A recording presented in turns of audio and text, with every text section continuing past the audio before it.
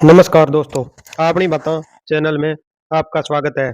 आज मैं आपके सामने एक और शिक्षाप्रद कहानी लालच लेकर प्रस्तुत हुआ हूँ। मैं आशा करता हूँ मेरी वीडियो आपको पसंद आएगी।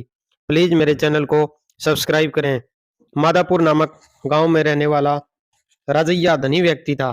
विरासत में उसे काफी संपत्ति मिलने पर भी वह बहुत लालची था। ज्यादा से ज्यादा धन कमाने और जोड़ने के चक्कर में पड़कर वह नाना प्रकार के काम करता। इसलिए उसने अपने परिवार की ओर ध्यान देने में समय ही नहीं दिया। उसके मित्र हमेशा सलाह देते रहे कि लालची होना अच्छी बात नहीं, अपने पास जो है उससे संतुष्ट रहना चाहिए। किंतु राजैया ने कभी उनकी बात सुनी नहीं। उसके घनिष्ठ मित्र सीतैया ने सोचा कि अपने मित्र को इस लालचीपन से छुटकारा दिलाना चाहिए। सीतैया ने एक दिन राजैया से आकर कहा, रामपुरम गांव के एक जमींदार में जितनी जमीन चाहिए उतनी जमीन मुफ्त में दे रहे हैं।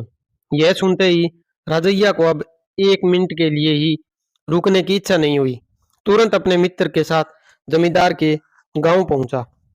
जमींदार ने राजैया की ओर गहरी सोच से देखते बोला, उधर देखो, उत्तर दिशा की ओर जो जमीन है वह मेरी है।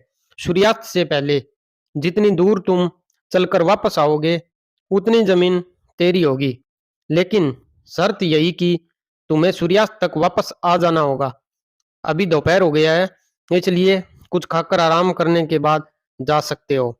लेकिन लालची रामैया को खाने पीने और आराम करने में समय खोने की इच्छा नहीं हुई। भूखे पेट ही वह तुरंत निकल गया ताकि ज्यादा से ज्यादा दूर जा सके और जमीन पा सके। वह उत्तर दिशा की ओर दौड़ पड़ा। चलता रहा, चलता रहा। चलते चलते सोचने लगा कि अब यह सारी जमीन थोड़े ही घंटों में मेरी हो जाएगी। चलते चलते बहुत थक गया। वापसी बहुत मुश्किल लगने लगी। भूख और थकान के मारे वह आरंभिक बिंदु तक जाने में विफल हुआ। आधे रास्ते में ही सूर्यास्त हो गया। बड़ी मुश्किल से अंधेरे में अपने लक्ष्य तक पहुंचा। जमींदार ने रजिया से कहा, तुम यहाँ सूर्यास्त से पहले नहीं आ सके। अब लगाई गई शर्त के अनुसार तुम्हें कुछ नहीं मिलने वाला है। इसे सुनकर रजिया को निराशा हुई। वह पछताने लगा, काश मैं पहले आ गया होता तो भी मुझे काफी जमीन मिल गई होती।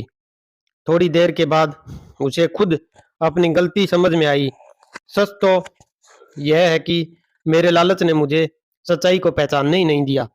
मुझे जो मिलता है उसी से संतुष्ट होना पड़ता है, तब जाकर मैं खुश रह सकता हूँ। उसके बाद उसने जीवन में लालचीपन को कभी भी अपने पर हावी नहीं होने दिया। धन्यवाद।